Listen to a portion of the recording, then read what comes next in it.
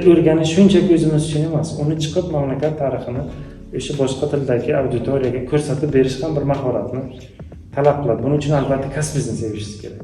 Buning uchun ustozmisan degan savolga g'urur bilan ha deb javob berish kerak. Buning uchun o'quvchilaringiz sizga qarab, hozir zamonaviy kasblar ko'p, aytishnik bo'laman deydi, bloger bo'laman deydi, programmist bo'laman deydi. Ana shu avlod orasidan haqiqiy o'qituvchilik yetishib chiqadi. Shunda o'qituvchilik nima deydi? Yuragida e'tiborlar uchun kasbga aylanib qoladi. Chunki hozirgi yoshlarga, hozirgi o'quvchilarga dars berish juda katta mashaqqat. Bu faqat o'sha fan bilimini emas, siz pedagogikani bilishingiz kerak, psixologiyani bilishingiz kerak, aka bo'lishingiz kerak, ota bo'lishingiz kerak, do'st bo'lishingiz kerak, yonda bo'lishingiz kerak va hokazo. Shuning uchun biz xalqaro xorijda o'rganib kelgan birinchi o'zim kuzatgan narsam, ular mamlakatining tarixini qanday ko'rsatadi? Nimadan boshlaydi? Tarixiy obidalarga qanday ko'rsatadi? Qaysidir shahar shunaqa, masalan, Bakuda bo'lganimda bitta Huzurdasi degan bir Devichoy bashna deymiz, o'sha Qizqalasi degan joyni shu darajada mahorat bilan kichkinagina bir tarixiy binoni ko'rsatganini men yugurib kelib o'zimizdagi mana Ark bu shahar bu, bitta qo'rg'on emas. Demak, hali biz chetdan o'rganishimiz kerak bo'lgan narsa juda yuqori. Qolaversa, men xohlardimki xalqaro konferensiyada ilmiy amaliy anjumanlarga oddiygina sayohatga boshqa mamlakatga chiqayotgan O'zbekiston fuqarolariga aytmoqchimanki, siz mamlakatingizni yukini yelkangizda olasiz. Siz qanday o'zingizni tutasiz? Siz qanday savolga javob berasiz? Qanday sayohat qilasiz? Qanday ziyorat qilasiz? Sizga qarab mamlakatga baho beriladi. Shuning uchun hozirgi tarix fani o'qituvchilariga men juda katta imkoniyat bor, lekin juda katta mas'uliyat ham borligini eslatib o'tmoqchiman. Keling, ustoz, endi bir kichik tezkor savol qilamiz. Eng sevimli tarixiy davringiz? Jadidchilik. Eng ilhomlantiruvchi tarixiy shaxs? Zahiriddin Muhammad Bobur. O'quvchilarga bitta muhim maslahat?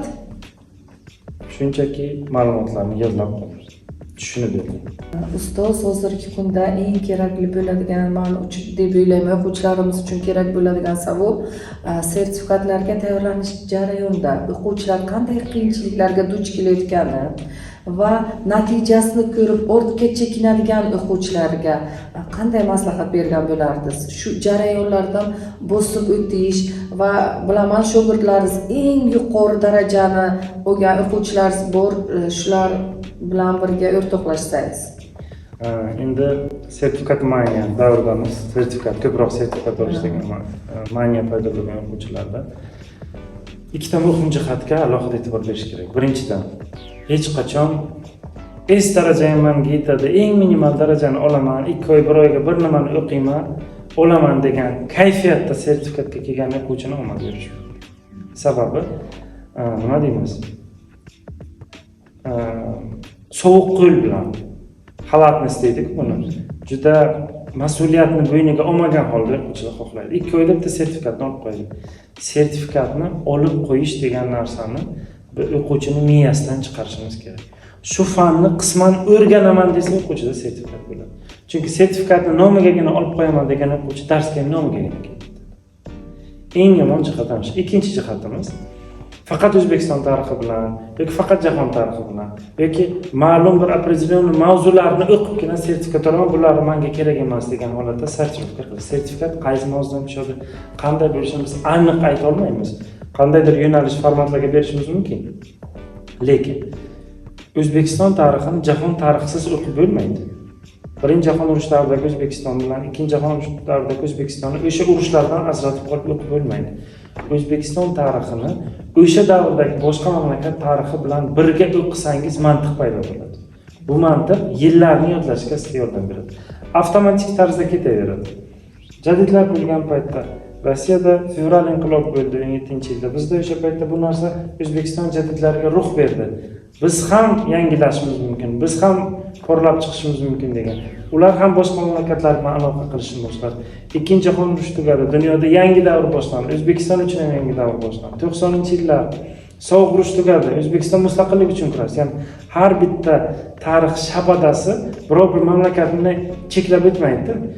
bitta fan bilan, faqat O'zbekiston tarixi bilan, faqat qadimgi dunyo tarixi bilan, faqat O'zbekiston tarixi, mustaqillik davri tarixini o'qib, sertifikat olaman deydi o'quvchilarimiz xom xayol bilan kelishadi.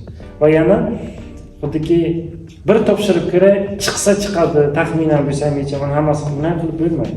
Biz o'quvchi ustozlar boshqa hamkasblarni ham shu podkast orqali iltimos qilmoqchimanki, o'quvchilarimizni faqat bitta qog'oz sertifikat uchun o'qitmaylik. O'sha fan ana shunda shu o'quvchida fanga nisbatan hurmat bo'ladi. Chunki maqsad fanni o'rganish emas, maqsad sertifikatni olish. Psixologiyada isbotlangan bitta narsa bor. Mer solmoqchiman.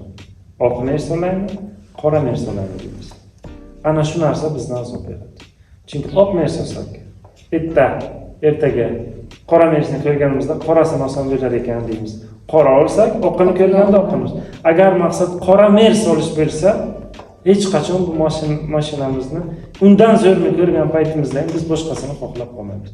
Maqsad tarixni qisman bo'lsa ham o'rganaman, mamlakat tarixini, jahon tarixini o'rganaman, sertifikat olaman deyish kerak. Yana bir jihat, bu sertifikat bu yaxshi jihatlari ham bor. Yaxshi jihat birinchisi, kurashuvchanlikni ko'paytiradi. Ana shu paytda biz shaxsdagi kuchli jihatlarni ko'ramiz. Bir marta sertifikat kirdi, ola olmadi deydi. Ana shu paytda o'quvchining shaxsiy menligiga baho beramiz. Kimdir sinib qoladi shu paytda. Ko'ngli qoladi mamlakat tarixdan, test markazidan deyishadi va hokazo. Endi yosh bola ana shu paytda pedagogni, ota-onaning mahoratiga ham baho berish mumkin-da. Biz o'quvchini mana nechadir ball yetmadi, qaysidir davrda uni analiz qilish kerak. Xatolar ustida ishlash kerak. Demak, sen qadimgi dunyo tarixidan yaxshi yechibsan, o'rta asrlar tarixida biroz oqsabsan. Kelsani keyingi sertifikatga ko'proq qaysi jihating olib beramiz, ana shu oqsagan jihatingga deb o'qituvchini yanada kuchaytirish kerak. Sertifikat orqali biz bolani shaxs sifatidagi jihatlarga ham yordam qilamiz. Chunki hayot bilasiz, kardiogrammaga o'xshaydi. Baland pastligidan iborat. Sertifikat ana shu kichik pastlikdan yuqoriga chiqishga yordam beradigan trampolin. Biz o'qituvchilarga bu jihat juda ko'p narsa bog'liq. Biz faqat sertifikat olib beradigan kishi emas, biz uni endi tarbiyachisi, o'rnak bo'ladigan shaxsi. Menda o'quvchilarimga men o'zimni yana bir jihatim, ba'zan shuni talaba bo'lgan paytim praktikada ayrim o'qituvchilar shu jihatni tanqid qilgan, lekin shu jihatini hech tashlamadim. Bolalarga o'zimni kamchiliklarimni, ularning yoshidagi kamchiliklarini aytishdan qo'rqaman. Men ham shu xatoni qilganman. Menda ham unaqa kamchiliklar bo'lgan. Men ham yiqilganman. Menda ham qulash bo'lgan. Lekin o'zimni yo'qotmadim, harakat qildim, shu darajagacha yetdim. Balki o'sha paytda yiqilmaganimda, o'sha payt qulamaganimda hozirgi darajaga yetmasdim deb o'zimizning kamchiliklarimizni o'quvchi bilan baham ko'rishdan o'zimizga or deb bilmasligimiz kerak. Shundagina bola sizga yaqin bo'ladi. Bola faqat faningizni emas, sizni ham hurmat qilish kerak. Sizni ham yaxshi ko'rish kerak. Shunda sizga ergashib, yaxshi natijalarga erishishadi. Rahmat ustoz. Davom ettiramiz. O'quvchilarga ko'proq aytib yoshlar kelajak uchun Ixtiyor Nig'matullayevich, men o'ylaymanki, bu savolim barcha uchun qiziq bo'ladi, ayniqsa o'quvchilarimiz uchun. Hozir sun'iy intellekt davrida yashayapmiz-da. Masalan, ChatGPT, DeepSeek deymiz, Grok deymiz, endi bu cheksizlikka qarab ketyapti turlari. Mana shu tarix fanini o'qitishda o'qituvchilarga bu sun'iy intellektni qanday foydalari bor, qanday zararli tomoni bor, shaxsiy fikringiz biz uchun muhim. Aynan tarix fanini o'qitishda bu o'qituvchining kreativligiga qanday ta'sir qiladi? Endi gap foydalanuvchini o'ziga va uni maqsadiga bog'liq. Shu Sabiddin Salim Buxoriy aytganlarida hikmat izlagan hikmatdir dunyo, bundan ham hikmat topish mumkin. Aslida bugungi kun o'qituvchisi va o'quvchisiga sun'iy intellekt foydaga xizmat qiladi. Sababi vaqt juda qisqa muddat ichida biz men o'zim ham tan olaman, juda undan ko'p foydalanaman. Ba'zan bilasizmi, qanaqadir yangicha metodologiya, yaqinda misol jadidlar masalasida shuni har bitta jadid namoyandasi to'g'risida bir ma'lumotni oldim-u, yubordim unga. Menga shuni qanday qilib chiroyli tasvir qilib berasan desam, u shu darajada chiroyli joylashtirib berdiki menga, baribir undan ham qo'rqdim. Yana aytmoqchi bo'laman, bugun kun o'qituvchisi ham undan foydalanish kerak. Maksimal darajada undan foydalan. Lekin bu degani yakuniy imtihonlarda undan ko'chirish ma'nosida emas.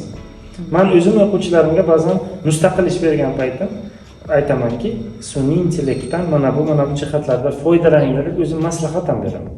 Sababi o'quvchi hozir telefon davri, internet davri o'quvchilari. Biz unga kutubxonaga borib, ana bu kitobdan topib kel desak ham baribir xo'p degan holatda borib sun'iy intellektga murojaat qiladi. Lekin o'shanda ham u foydali bo'lgan manbaga, resursga murojaat qilish kerak. Biz ulardan men o'zim ham foydalanaman. O'quvchilar bu narsadan foydalanishiga qarshiligim yo'q. Faqat hamma narsani o'zini me'yori bo'lishi kerak.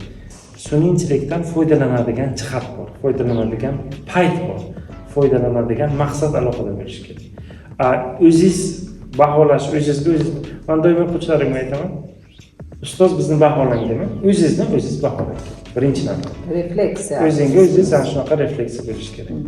Do'st, sizdan bugun podkastimizni oxirida o'quvchilarimiz uchun bitta eng kuchli motivatsion fikr ayting, o'quvchilar uchun aynan.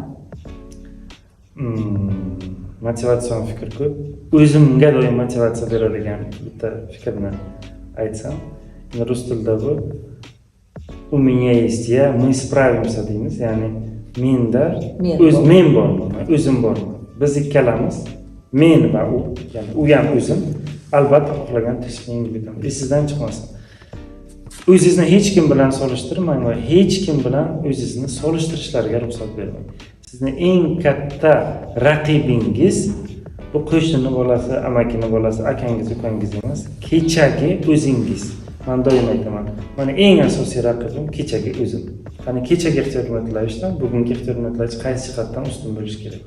Ana shu jihatdan o'zingizni shaxs sifatida rivojlantirib boraverasiz. Hayot juda qisqa, hayot sinovlarga bor, lekin hayot doim o'sish, doim o'zgarish, doim yuksalishni talab qiladi. Eng kichkina bitta yuksalishingiz ham hayotingizni faqat yaxshi tomonga o'zgartirishga olib keladi. Doimiy rivojlanishni istaydigan o'quvchi e'tibor beradi. Atrofida o'ziga o'xshagan doimiy rivojlanuvchi o'quvchilarni olib keladi. Bu shunaqa aura. Biz o'zimizga moslarni o'zimizga tortaveramiz. Rivojlanmaydigan, telefondan o'tmay qolgan, o'qishdan zerikib qolgan o'quvchining atrofida ham xuddi shunaqa o'quvchi bo'ladi. Siz harakat qiling, atrofingizda magnit bo'ling, juda kuchli, juda motivatsiyaga boy, ertangi kunga kulib qaraydigan, ota-onasini, ta'lim muassasasini, ustozlarni va birinchi navbatda o'zini o'zi eplaydigan shaxs yetishib chiqadi shunda. Ustoz, bugungi tashrifingiz uchun sizga katta rahmat. Hurmatli tinglovchilar, agar bugungi podkastimiz sizga foydali bo'lgan bo'lsa, albatta do'stlaringizga ulashib qo'ying. Xayr va salomat bo'ling.